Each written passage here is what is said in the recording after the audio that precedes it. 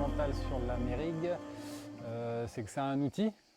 Et comme tout est en ruine, alors de moins en moins parce que ça fait des années qu'on y travaille, tout est à faire. Et c'est ça qui nous plaît, c'est qu'en fait, si comme c'est un lieu qui est mis à disposition des membres de l'association, si quelqu'un rentre dans l'association avec un projet, le lieu est un support et le reste du groupe va lui permettre d'atteindre ses objectifs et puis d'expérimenter des choses, sachant qu'il n'y a pas de but en soi de reconstruction, c'est plus qu'est-ce que ça crée entre les gens et les individus qui travaillent ensemble, qui vivent ensemble, parce que du coup, comme il y a toute la partie vie collective, nourriture, traitement des déchets, gestion alimentaire, tout ça.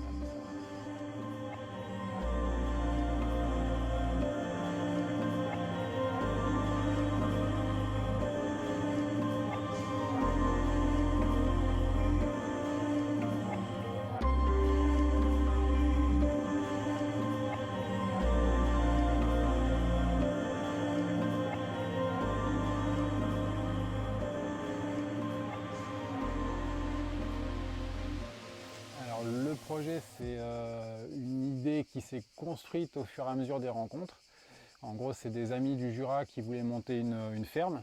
Et comme j'étais étudiant en architecture à l'époque, ils m'avaient demandé de les aider à faire les plans pour leur ferme. Et puis à force d'en discuter, on a mis un peu de social, un peu de culturel, etc. Et ça a jeté un peu les bases d'un projet qui n'avait pas encore de support physique. Et après, on a cherché un terrain. Et on a mis beaucoup de temps à trouver le terrain. Finalement, c'est l'Amérique sur lequel on est tombé, et puis on est parti comme ça. Et après, le projet a évolué en fonction des gens qui sont rentrés dans l'association. Parce que ça a été un lieu de vie, on a été jusqu'à 5 à habiter à temps plein ici. Et puis l'association petit à petit est montée en puissance. Et l'aspect lieu de vie est passé un peu en second plan. Et c'est vraiment tout le côté pédagogique, expérimental qui est maintenant primordial ici. Même si on a envie qu'il y ait une présence permanente qui puisse se mettre en place. Voilà, c'est des choses qu'on n'arrive pas encore à équilibrer trop.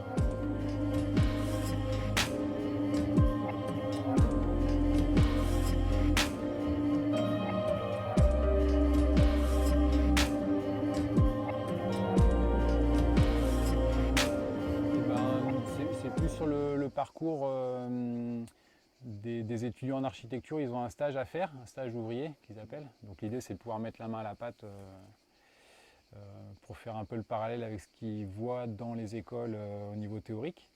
Et comme moi, je suis passé par ce cursus, je me suis dit, ce terrain-là, c'est un support parfait pour eux. Donc on a commencé avec l'école de Paris où j'étais au début. Et puis à force d'en parler, bouche à oreille, ça a été des gens d'autres écoles de Paris, parce qu'il y avait 7-8 écoles à Paris.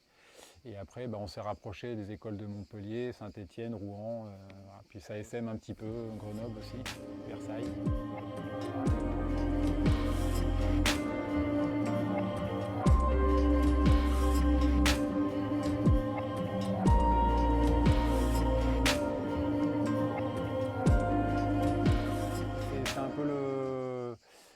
L'outil principal, c'est le bâti. Après, depuis quelques années maintenant, on est pas mal aussi sur tout ce qui est les environs. Donc il y a les plantations, il y a le potager, il y a le poulailler. Mais c'est vrai que le chantier de construction reste assez important. Donc il y a tous les murs en pierre sèche, comme on est sur un territoire des Cévennes, etc. Donc c'est vraiment, ça structure tout le paysage et donc forcément on fait de la pierre sèche parce qu'on a pas mal de murs à remonter. Et après, comme il y a la ruine, il y a les toits en lauze, les charpentes. Comme on a pas mal de bois, vu qu'on est au milieu de la forêt, on abat nos bois, on fait nos poutres et on refait du coup les charpentes. Après, il y a des copains qui sont un peu spécialisés dans différents corps de métier. Donc il y a les tailleurs de pierre, il y a ceux qui sont spécialisés dans les enduits-terre, etc. Et donc ça nous permet de nous former et une fois qu'on est formé, d'accueillir encore du monde pour tester, expérimenter différentes techniques anciennes et qu'on redécouvre, parce que c'est des techniques qui sont... L'avantage, c'est qu'on a tous les matériaux sur place. Il y a la terre, il y a l'argile, il y a la paille, il y a le bois.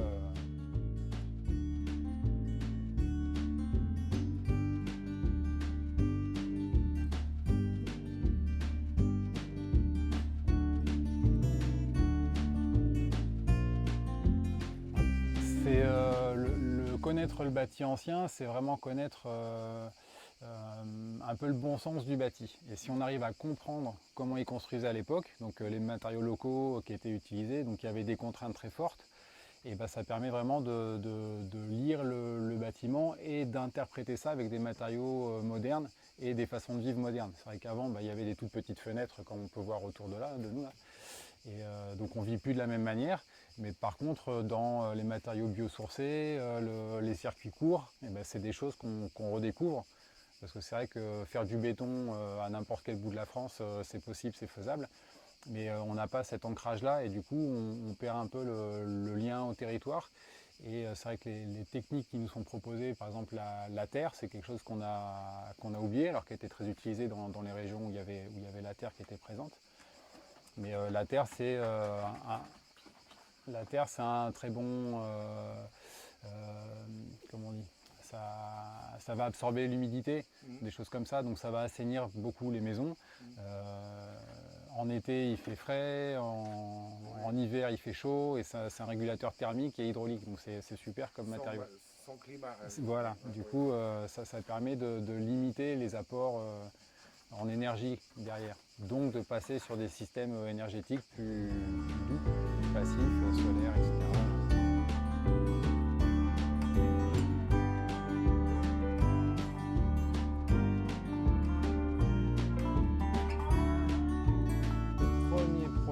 Ça a été comme on était au milieu de la forêt, ça a été de sortir de la forêt. Donc on a fait de l'abattage pendant 2 ans. Une fois qu'on est sorti de la forêt, ça a mis à jour les anciens murs de culture en terrasse. Donc on a fait des murs en pierre sèche, on a rebâti un petit peu tous les murets qu'il y avait. Donc on en a encore pas mal à faire. Et depuis quelques années, on a commencé à remonter la ruine. Donc remettre les toits sur ce qui était encore debout pour le moment.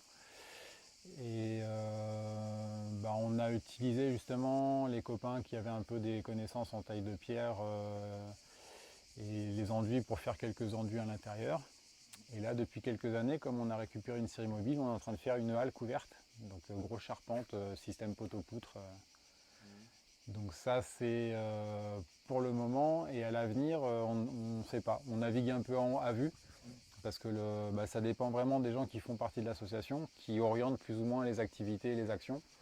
Donc voilà, la priorité, on est sur la halle pour quelques années encore. Et puis avancer sur les bâtis, là, continuer un peu à aménager. L'idée, c'est de monter le confort au fur et à mesure. Là, quand les gens viennent, tout le monde est sous tente, en camion, caravane, etc. Et l'idée, c'est d'avoir une cuisine qui soit potable, faire une cuisine d'été sous la halle, etc. Mais voilà, on avance petit à petit en fonction des besoins.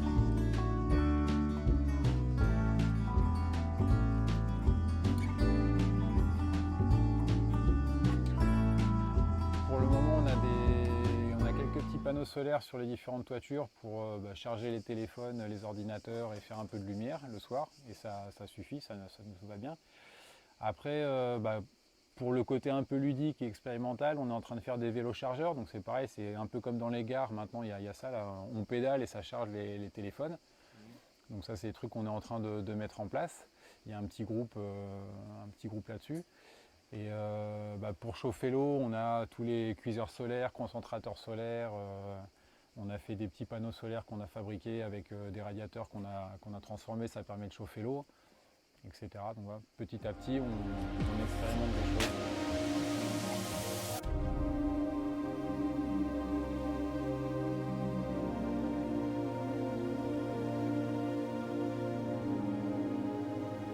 L'idée, c'est d'avoir toujours qu'une ressource ne soit pas une fin en soi. C'est-à-dire qu'on ne va pas abattre un arbre juste pour faire du bois de chauffage, sinon on produit on gâche plus d'énergie qu'on en produit en fait.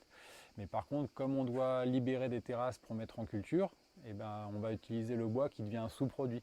Et donc là, on en fait du bois pour la sciure, pour les composts des toilettes. Et puis on va faire du bois bûche pour le chauffage, pour la cuisine, notamment pour le four à pain, les pizzas, etc. Donc à chaque fois, on essaye qu'un produit soit utilisé plusieurs fois.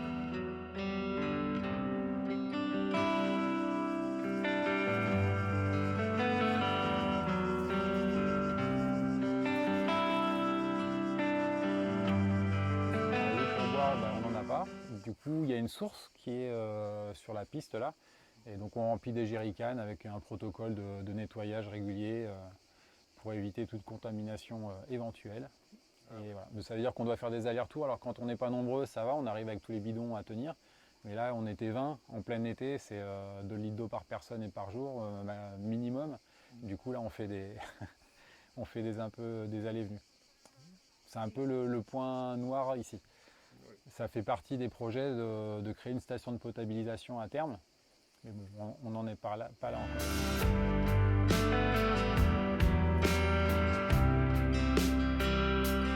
C'est un bassin de rétention qui... Alors, ça nous sert à deux choses. C'est pour arroser le potager qui est en bas. Donc on a creusé un bassin de 200 mètres cubes. Alors ça s'est fait en chantier collectif sur plusieurs années. Ça a été un travail long, mais qui s'est fait avec des jeunes de 12 ans jusqu'à les chantiers collectifs où il y avait un peu tout le monde. Des étudiants ont participé, il y a eu pas mal de monde, parce qu'il a fallu remonter des murs en pierre sèche aussi, creuser, faire intervenir les voisins qui avaient un petit peu de matériel. Et donc c'est pour l'arrosage et surtout pour la sécurité incendie. Comme on est dans un endroit très sec où les incendies sont un peu dangereux, chaque année ça crame un peu partout.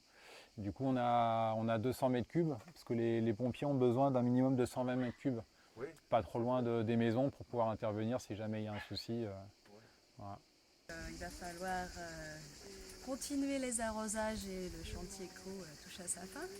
Donc on va essayer de mettre un petit peu une aide automatique et puis les copains vont se relayer tous les 3 jours pour venir arroser. Et en même temps, j'ai un minuteur dans la poche et je suis en train d'arroser 5 minutes chacun les oliviers qui ont chaud. Oui. Et voilà.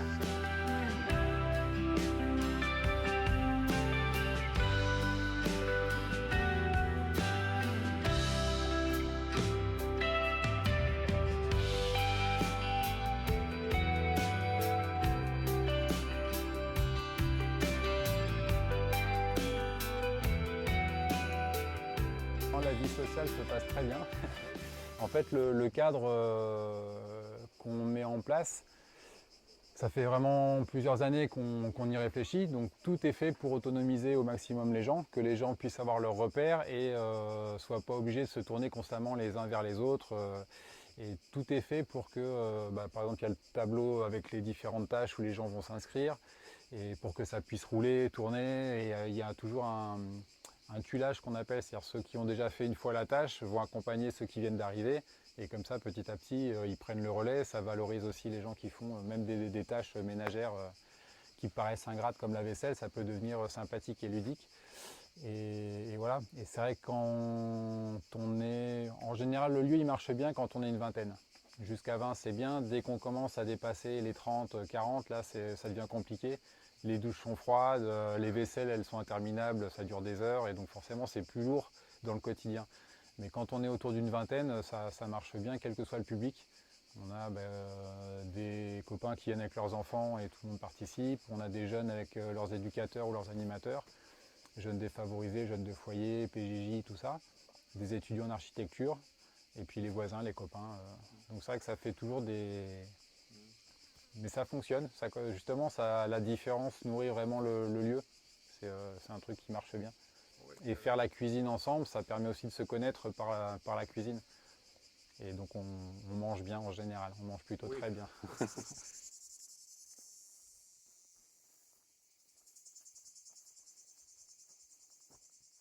Ça, les gens de passage, alors comme on n'est pas loin d'un GR, il y a un GR de pays qui passe, là, le GR le Cévenol. De temps en temps, il y a des gens qui s'arrêtent, qui regardent. Il y en a qui reviennent après aux soirées pizza, on les invite à chaque fois à venir, parce que c'est un projet, c'est difficile à expliquer, et c'est beaucoup plus simple quand on vient et qu'on vit les choses. Et du coup là on comprend ce qui se passe. Donc c'est quand les gens y viennent comme ça, on leur dit revenez demain, venez travailler avec nous, venez manger avec nous, et vous allez comprendre un peu plus ce qui se passe. Et ça marche bien, mais comme on est au milieu de nulle part, la piste elle fait 2 km pour rejoindre le village de Bresse. Donc forcément les gens sont pas là, on n'a pas d'écart de touristes qui arrivent.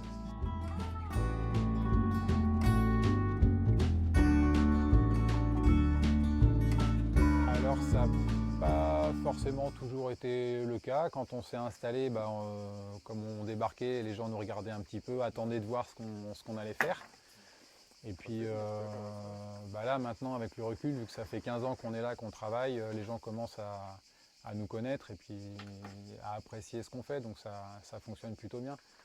La mairie de Paysac nous met à disposition une salle où on met les réfrigérateurs, ça sert de salle de repli quand on a des jeunes, des mineurs.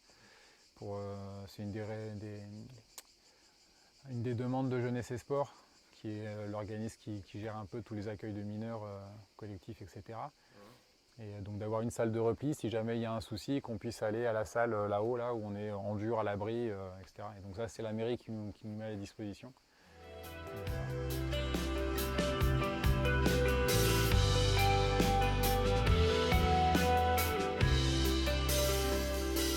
Pas que végétarien, il y a des végétariens, mais voilà, il y a pas on n'en fait pas une religion et donc chacun fait comme il veut. Après, dans les repas, on essaye de prendre en compte un peu tout le monde, comme ça on sait qu'il n'y a pas de souci, mais on fait rarement des plats séparés. Quand on fait un plat sans viande, on fait un plat sans viande, et puis voilà, ça marche toujours très bien.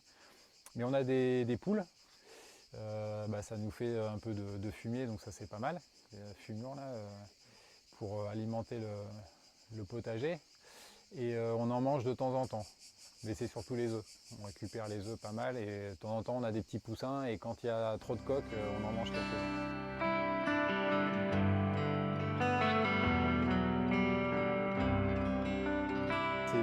Il n'y a pas de financement, donc on touche une subvention de la mairie de 100 € par an. Et c'est la seule subvention qu'on demande. On préfère trouver d'autres solutions que du financement. Et donc le peu d'argent dont on a besoin, c'est les adhésions, les dons. Et puis c'est tout. Après, tout ce qui est nourriture, chacun participe. Comme quand on est en chantier collectif, chacun donne 1 € par repas, plus symbolique qu'autre chose. Et puis voilà. Et c'est un peu plus cher quand on est en stage parce qu'on fait plus d'activités, plus de trucs à l'extérieur du terrain, etc. Mais voilà, l'idée c'est justement d'essayer de se passer de l'argent.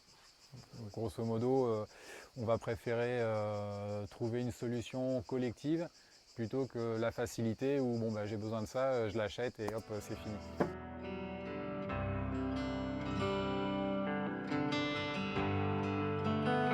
On peut adhérer à l'association, alors c'est pas obligé, on n'a pas même les stagiaires, tous les participants, ils prennent une adhésion s'ils ont envie. On a vraiment envie que ça vienne d'eux, qu'ils soutiennent. S'ils soutiennent le projet, ils adhèrent. Après, s'ils viennent juste participer, c'est possible aussi. En fait, comme c'est ouvert, il y a toujours des gens, des nouvelles têtes. Et donc on a toujours plaisir à voir les anciens qui reviennent. Et ils reviennent avec des gens nouveaux qu'on n'a jamais vus. Et à chaque fois, c'est des rencontres différentes. Parce que c'est et des étudiants, des travailleurs, des gens au chômage, des vieux, des jeunes. C'est une diversité qui est phénoménale. Et du coup, ça crée toujours une espèce d'alchimie là qui marche très bien. Alors non, le lieu de vie, il n'y a plus personne à l'année, mais on vient régulièrement. Comme on a les poules, le potager, on vient tous les 3-4 jours, on vient pour s'en occuper. Quand c'est les vacances, il y a du monde qui est là, mais il n'y a plus d'habitat permanent. Voilà. C'est vrai que c'est quelque chose qui marchait bien quand on était 5 à habiter sur place, et que quel que soit le moment de l'année, il y avait toujours quelqu'un pour accueillir, expliquer le projet. Là, quand on est entre les 2 mois où on fait des choses, des fois les gens se baladent et il n'y a rien, il n'y a personne. Voilà. Alors c'est pour ça qu'on travaille aussi sur une signalétique, de l'affichage, pour que même s'il n'y a personne, que les gens puissent se rendre compte de ce qui se passe. Mais voilà, c'est quelque chose chaque année on dit qu'on va faire, et puis on préfère poser des cailloux que de faire des affiches. Mais on le fera un jour.